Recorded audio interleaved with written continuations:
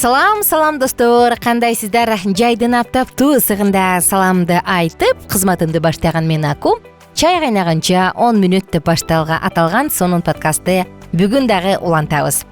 Акыркы учурларда сиздер менен бизге эркектерге аялдар тууралуу деген циклдын тегерегинде сөз кылып жатабыз. Бул негизги китептен алынган жана китептин автору Шонти жана Джефф Фелдандар, жубайлар.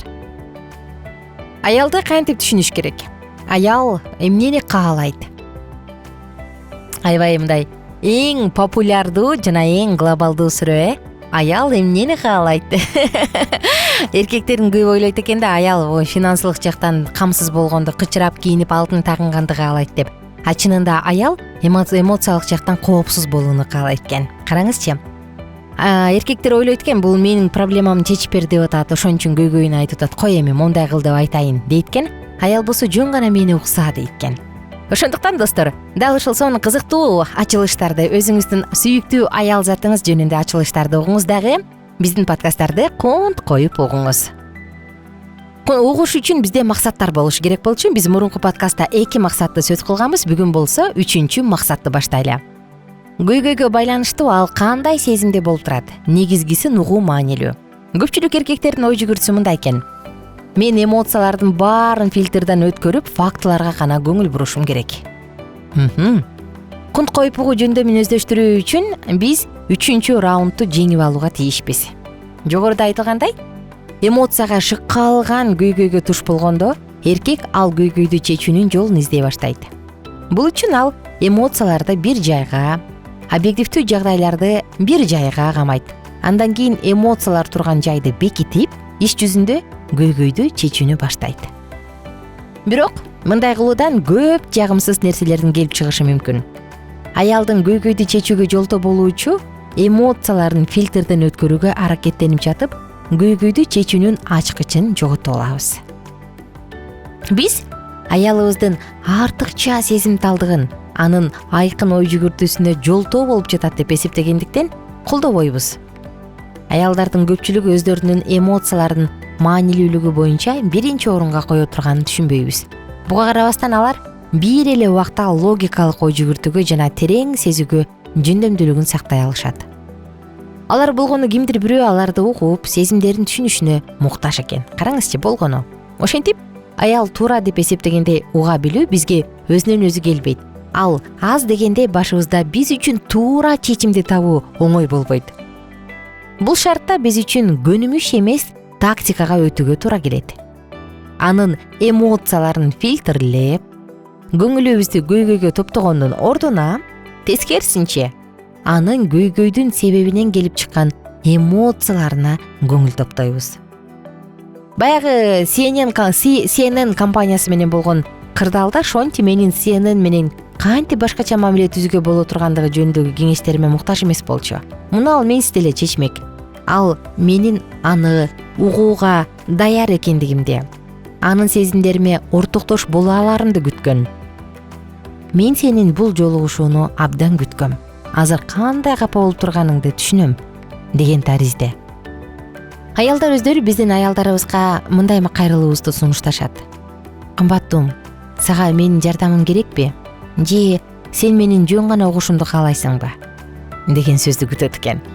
Унутпаңыз, сизге андан көйгөй жөнүндө эмес, анын сезимдерин жөнүндө баянын угууга туура келет. Мен ойлогом, мен мындай деп ойлогом, мен ушундай сездим, мен ушунтсе деп, Жана биздин акыркы түпкү максатыбыз аялдын сезимдерин түшүнүп, алардын ордундуу экендигин моюнга алуу. Көпчүлүк эркектердин ой жүгүртүсү мындай экен. Эгерде ал өзүнүн эмоцияларын башкара билсе, жашоосу жеңилирээк болмок деп ойлойт. Күлкүлүү, Эми сиз аялыңыз үчүн анын сезимин түшүнгөндүгүңүз маанилүү экендигин билесиз. Бирок ойлонуп көрүңүз. Эгерде сиз түшүнгөнүңүздү ага көрсөтпөсөңүз, ал кантип билет?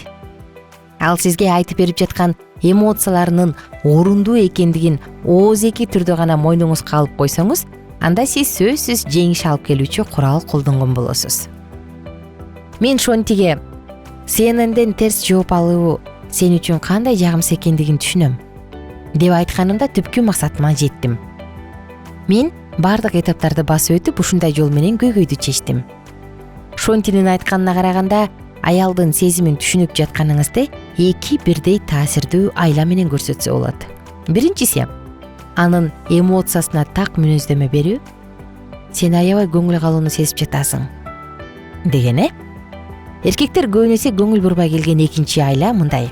Анын ой жүгүртүүсү менен макул болбосоңуз дагы, анын эмоцияларынын орундуу экендигин мойнуңузга алып, сезимдерине ортоктош экениңизди көрсөтүү. Эгерде анын сезимдерине сен мынча капа болгонуңа кейим деген мүнөздөмө берсеңиз, сезимдериңиздин орундуу экендигин мындайча билдиресиз. Сен мынчалык капа болгонуң кадыресейиш. Өлдүң анда. Эгерде ой жүгүртүп көрсөк, сезимдер туура же туура эмес болбойт. Анын мындай эмоцияларга алып келген ой жүгүртүүсүнүн туура экендиги менен макул болбошуңуз мүмкүн, бирок эмоциялар пайда болсо алардан качып кете албайсың.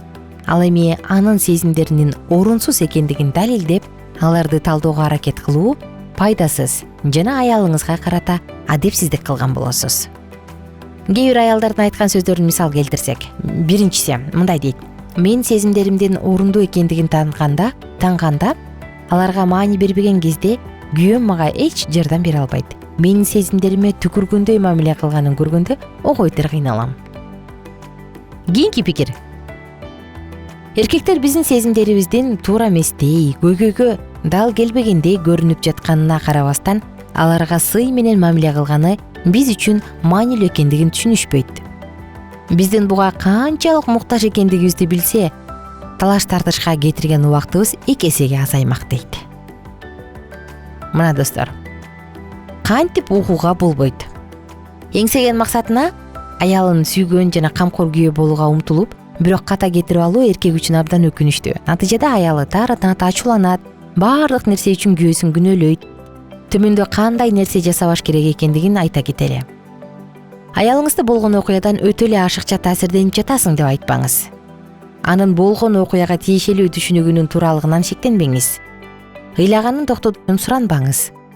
Анын сезимдерин анализдөөгө аракеттенбеңиз. Сен көрө албастык кылып жаткандырсың деп анализдебеңиз.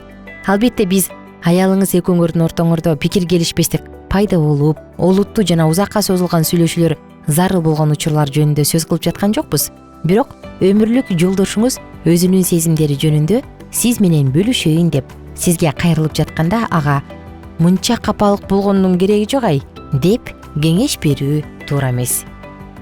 Мына достор, ушундай абдан сонун керектүү маалыматтар. Мен ойлойм, эгерде биздин подкасттарды тыңшап, жакшылап, кунт коюп уккан мырзалар бар болсо, анда сөзсүз түрдө өзүнүн келинчегин түшүнөт. Мисалы, жөнчөй болбогон неме үчүн ыйлай бересиңби, ушинтип болду, ден соолугуңду ойлобойсуңбу дейт.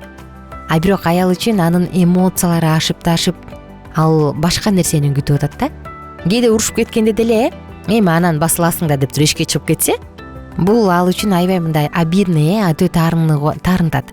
Анын ордуна келип, кучактап, башына сыйлап, сүйүктүм, мен сени сүйөм, мен сени баары бир сүйөм, ушундай ачууланганда да сүйөм, кечирип койчу мени, кел жай сүйлөшөлү деп кучактап, ыйлап бүткөнчө жайына койсоңуз, анда сиз жеңиштин туу чокусуна жеткен болосуз. Биз болсо үй бүлөлүк мамилени бекемдөөбүздү улантабыз жана сиздер менен чогуу убактылуу гана коштошобуз. Кийинки подкастта бул теманы андан ары улантабыз, ошондуктан бизден алыстабаңыздар. Үй бүлөңүздө түшүнбөстүктөр ким тараптан көбүрөөк болот? Келинчегиңиздин эмнесин түшүнө албай кыйналасыз? Эмнеге бушайман болосуз? Бул тууралуу да жазып кетсеңиз, кызыктуу талкуу болот. Баарыңыздарга көңүлдүү күн каалайм. Бар болуңуздар жана аман болуңуздар.